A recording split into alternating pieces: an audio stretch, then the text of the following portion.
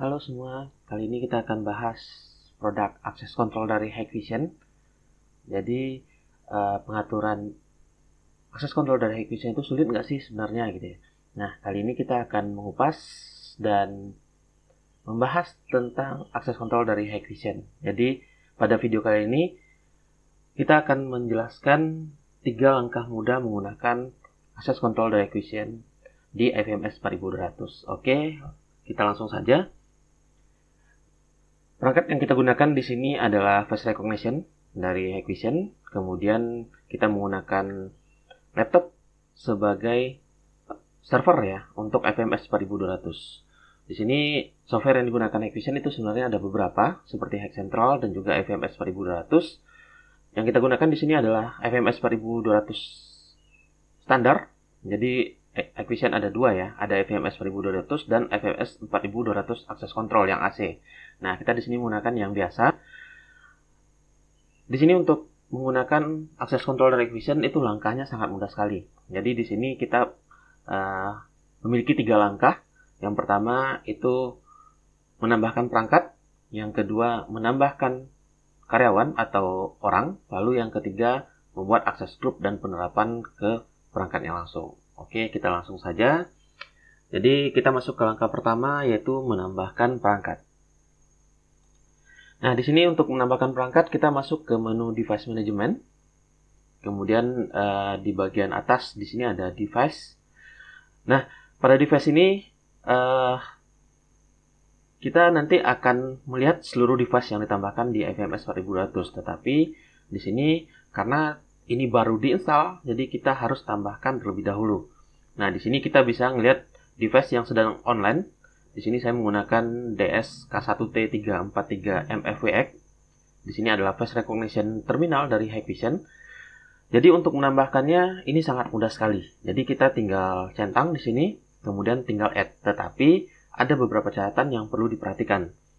Yang pertama di sini perangkatnya apakah sudah aktif atau masih inaktif. Jadi kalau inaktif kita activate terlebih dahulu. Tapi kalau sudah aktif kita bisa langsung tambahkan. Nah, sebelum kita tambahkan, yang perlu kita cek adalah jaringannya. Jadi, apakah jaringan yang FMS 4200 ini memiliki segmen yang sama dengan yang ada di perangkat. Jadi, untuk ngeceknya, kita menggunakan perintah Windows R yang ada di keyboard dari laptop. Kemudian, kita klik CMD. Lalu, di sini kita ketik ipconfig untuk melihat jaringan yang kita gunakan. Nah, di sini karena kita menggunakan Ethernet ya, jadi menggunakan kabel langsung, berarti segmennya di sini adalah 1. Berarti di sini 192.168.1.36 dan kita bandingkan dengan yang di perangkat. Nah, artinya di sini perangkat dan juga laptop itu menggunakan jaringan yang sama dengan segmen 1. Nah, berarti kita sudah bisa langsung menambahkan. Tetapi kalau masih berbeda antara di laptop dan juga di perangkat, itu kita harus ubah terlebih dahulu, baik yang ada di perangkat ataupun yang ada di laptop. Nah, karena di sini sudah sama, kita langsung tambahkan dengan klik tombol add ini. Setelah itu kita masukkan misalnya di sini pintu utama. Kemudian kita masukkan username yang sudah kita buat sebelumnya. Nah, lalu password dari perangkatnya ya. Jadi ini username dan password yang sudah kita buat sebelumnya ketika kita aktifasi perangkat. Lalu di sini jangan lupa untuk synchronize atau sinkron waktunya. Karena apa? Karena kalau misalnya waktu berbeda antara perangkat dan juga di laptop, nanti akan menyebabkan datanya itu tidak sinkron. Jadi tidak masuk secara otomatis ya. Ada delay-nya. Nah, setelah itu di sini ada import to group untuk menambahkan langsung ke grup ya, supaya bisa langsung digunakan. Oke, setelah itu kita tinggal add. Nah, kita di sini cukup menunggu kurang lebih sekitar 5 detik sampai perangkatnya online di sini. Jadi pastikan di sini perangkatnya online, berarti ini sudah bisa langsung digunakan. Nah, di sini nama perangkatnya pintu utama. Jadi kalau ada 20 perangkat nanti kita tinggal bisa melihat di sini ya, ada 20 perangkat. Nah, di sini kita bisa melihat status dari perangkatnya sendiri. Di sini akan terlihat ya. Jadi apa saja fitur-fitur yang ada di perangkatnya. Oke, kemudian setelah itu kita cek grup terlebih dahulu. Nah, di grup ini Di sini kita lihat encoding channel. Ini artinya perangkat ini juga memiliki kamera yang bisa kita tambahkan langsung juga ke NVR atau kita bisa live view langsung. Kemudian yang penting di sini adalah access point. Jadi pastikan di sini ada access point-nya. Kalau tidak, kita bisa import terlebih dahulu. Nah, import dari device yang sudah kita tambahkan tadi. Tetapi ini secara otomatis sudah langsung ditambahkan ya ketika kita klik untuk import to group tadi. Nah, itu langkah pertama. Jadi ini sangat simpel sekali ya untuk penambahan perangkat. Nah, setelah ini selesai, kita lanjut ke langkah kedua, yaitu menambahkan orang atau menambahkan karyawan ya. Nah, di sini untuk menambahkan karyawan, kita menggunakan menu person yang ada di FMS 1200. Nah, di sini tampilannya kurang lebih seperti ini untuk pertama kali. Kita bisa bikin beberapa divisi, misalnya di sini divisi IT. Kemudian bisa juga kita tambahkan beberapa subdivisi ya. Jadi kalau kita menambahkan divisi lain, misalnya divisi humas. Kalau kita mau bikin subdivisi juga bisa. Misal divisi IT ini ada subnya. Misal di sini office. Nah, kemudian kita juga bisa bikin sub lagi, misalnya di sini site dan lain-lain. Nah, kita bisa bikin sebanyak mungkin di sini. Nah, lalu untuk menambahkan orang, kita bisa langsung klik divisi yang digunakan. Misalnya di sini divisi IT untuk yang office. Kita klik di sini, kemudian kita tambahkan saja. Nah, di sini ada beberapa cara penambahan. Jadi bisa kita tambahkan secara manual dari FMS 1200. Kita bisa juga import dari template atau Excel ya.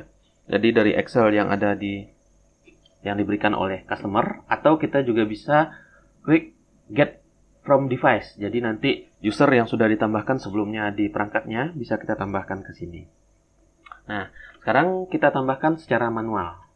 Di sini person ID bisa disesuaikan misalnya dengan ID karyawannya dan lain-lain, ini bisa. Nah, kemudian di sini nama, misal di sini yang digunakan adalah Andi. Kita bisa menggunakan wajah. Kalau misalnya perangkatnya support wajah ya, kita bisa tambahkan di sini, bisa upload, bisa tag foto atau remote collection. Nah, kita juga bisa menambahkan kartu di sini ya. Kartu kita bisa langsung ketik atau kita bisa juga read langsung dari perangkatnya. Nah, read dari perangkat ini nanti kita tinggal tempelkan saja kartu di perangkatnya. Nah, kalau misalnya nomor kartunya ada, kita tinggal ketik di sini. Misalnya saya punya kartu 0458 332066. Nah, ini kartu yang saya gunakan. Ini tergantung nanti perangkatnya ini support kartu MyFair atau Proximity ya. Jadi nanti disesuaikan. Kita bisa langsung ngambil dari perangkatnya, misal di sini card reader, kita ambil misal langsung dari pintu utama tadi. Itu bisa. Nanti tinggal kita read di sini. Jadi kita tinggal read, nanti kita tempel kartunya akan langsung muncul ya nomor kartunya di sini. Setelah itu kita tambahkan, nanti nomor kartunya akan muncul di sini. Kemudian kita juga bisa menambahkan fingerprint di sini. Nah, fingerprint kita bisa juga di sini menggunakan card reader, menggunakan access control tadi, di sini pintu utama. Setelah itu tinggal kita klik start. Nah, pastikan di sini perangkatnya support fingerprint ya. Nah, kita tinggal tap fingerprint di perangkatnya, nanti akan otomatis langsung terdaftar di sini. Nah, dia akan langsung muncul di sini. Lalu selanjutnya di sini iris. Nah, ini juga bisa menggunakan retina mata ya, tetapi perangkatnya mungkin sangat jarang ya untuk di Indonesia sendiri. Nah, ini adalah dasarnya. Jadi ini yang tidak wajib, jadi yang wajib di sini hanya yang ada bintang merahnya ya. Lalu untuk setting pin, jadi ada yang banyak pertanyaan ya di sini. Setting pin itu kita bisa langsung di sini. Misal pin yang saya gunakan 121212. Nah, kita juga bisa bikin sebagai super admin dan lain-lain ya. Jadi ada banyak sekali di sini. Bisa juga sebagai visitor. Setelah itu kita tinggal klik add. Nah, di sini akan muncul penjelasannya kalau yang nama Andi di sini itu memiliki satu fingerprint, satu kartu, dan iris dan face-nya ini tidak ditambahkan. Nah, jadi misalnya di sini perangkat yang digunakan itu tidak support face misalnya ya. Jadi kurang lebih seperti itu. Nah, di sini tidak ada validnya ya. Kita bisa setting juga misalnya untuk ya karyawan kontrak gitu, yang hanya 3 bulan atau 6 bulan itu juga bisa. Nah, ini langkah kedua sudah berhasil. Nah, jadi setelah itu kita langsung masuk ke langkah ketiga ya. Jadi di sini langkah kedua ini untuk penambahan orangnya. Ini tergantung jumlah orangnya nanti. Kalau misalnya ada puluhan, itu bisa kita tambahkan di sini. Tapi kalau sudah ramai, jadi banyak ya karyawannya, kita bisa import dari file saja. Di sini ada template-nya. Nanti template-nya ini diisi terlebih dahulu. Nah, setelah itu baru kita import ya filenya kembali. Nah, ini langkah kedua. Lalu selanjutnya kita masuk ke langkah ketiga, yaitu membuat akses group dan penerapan langsung ke perangkatnya. Di sini kita tinggal masuk ke bagian akses control di sini. Nah, di sini kita bisa bikin authorization ya. Jadi kita masuk authorization, di sini kita bikin akses grupnya terlebih dahulu.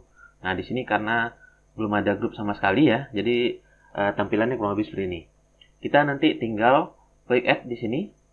Kemudian kita bikin nama grupnya. Misal di sini kalau jadwalnya sama semua, kita bisa bikin misalnya PT ABC. Nah, disesuaikan nama PT-nya saja. Kalau misalnya jadwalnya sama semua. Jadi jadwal ini maksudnya apa? Maksudnya semua karyawan itu punya akses yang sama. Tadi dia bisa 24 jam untuk mengakses lokasi. Nah, di sini kita bisa pilih orangnya tadi. Jadi di sini ada setnya, ada Andi ya. Jadi pastikan di sebelah kanan di sini orangnya muncul ya namanya. Kemudian setelah itu di sini kita klik untuk device-nya. Jadi kalau ada misalnya beberapa device, kita pastikan device mana yang bisa diakses oleh Andi ini. Jadi kalau misalnya ada 10, berarti kita harus klik 10 perangkat di sini.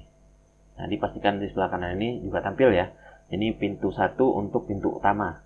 Nah, setelah itu kita tinggal klik save. Nah, di sini akan muncul tulisan to be apply ya. Artinya, ini belum langsung diterapkan ke perangkat. Jadi, kita harus sinkron terlebih dahulu. Nah, untuk sinkronnya ini itu caranya sangat mudah sekali. Kita tinggal klik grup yang kita bikin tadi ya. Jadi, akses grup yang kita bikin, misalnya ada beberapa juga bisa. Setelah itu, kita pilih antara dua ini. Jadi, ada apply all to device atau apply change to device. Nah, ini yang perlu jadi catatan.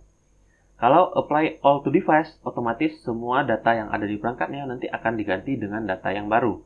Sedangkan untuk yang apply change to device, itu hanya mengganti data yang ada perubahannya saja. Misalnya data ini tidak ada di perangkatnya, nanti itu yang ditambahkan. Nah, jadi kita bisa pilih antara dua ini ya. Jadi kalau misalnya baru, kita pilih yang apply all saja. Sedangkan kalau misalnya ada perubahan, misalnya 1 atau 2 karyawan saja, kita pilih yang apply change to device. Nah, sekarang kita tinggal terapkan. Nanti nunggu beberapa saat tergantung jumlah datanya. Kalau misalnya karena di sini hanya 1 ya tadi ya, jadi cepat. Nah, kita bisa lihat detailnya di sini. Artinya di sini kartu fingerprint ini sudah berhasil ditambahkan. Kalau misalnya ada yang gagal, nanti akan muncul juga di sini informasi gagalnya apa. Misalnya nomor kartunya tidak sesuai atau wajahnya kurang jelas dan lain-lain gitu ya. Itu bisa dilihat di sini nanti. Nah, karena ini sudah berhasil, berarti di perangkatnya sudah berhasil diterapkan. Nah, itu yang saya sebut tadi sebagai 3 langkah mudah untuk menggunakan akses control Hikvision ya. Jadi tidak sulit sama sekali. Untuk membuktikan kalau langkah-langkah ini berhasil, kita tinggal masuk ke halaman utama kembali, kemudian kita klik Event Center di sini. Selain Event Center juga ada sebenarnya monitoring ya. Nah, kita bisa bebas pilih. Nah, untuk ngeceknya kita bisa langsung tap kartu tadi yang ada di ini ya, di device-nya. Nah, di sini akan muncul kalau ada yang akses ya menggunakan kartu. Nah, di sini jadi ada door unlock, kemudian bisa juga menggunakan fingerprint. Nah, di sini ya. Oh, sorry. Nah, di sini ya. Jadi di sini menggunakan fingerprint. Nah, jadi ini untuk membuktikan kalau itu berhasil. Tetapi kalau kita mau melihat data orangnya langsung, itu kita bisa masuk ke bagian monitoring di sini. Jadi tadi itu hanya eventnya saja ya. Sedangkan kalau orangnya, kita bisa melihat dari monitoring ini. Jadi kita tap kartu. Di sini akan muncul kalau yang bersangkutan di sini adalah Andi, itu ngetap ya di jam 9:25. Atau menggunakan fingerprint juga bisa. Nah, ini artinya kalau langkah ini sudah berhasil. Nah, jadi kurang lebih seperti itu ya. Jadi ini berhasil untuk buka pintu. Untuk yang buktikan di sini ada door unlock sama locknya. Jadi ini artinya perangkat ini sudah berhasil bekerja dengan baik. Nah, kalau misalnya ternyata pintunya belum terbuka, itu berarti kemungkinan dari wiringnya ya. Jadi kita harus cek wiringnya terlebih dahulu. Oke, sekian untuk video hari ini. Terima kasih sudah menonton video ini. Sampai ketemu di video kita berikutnya.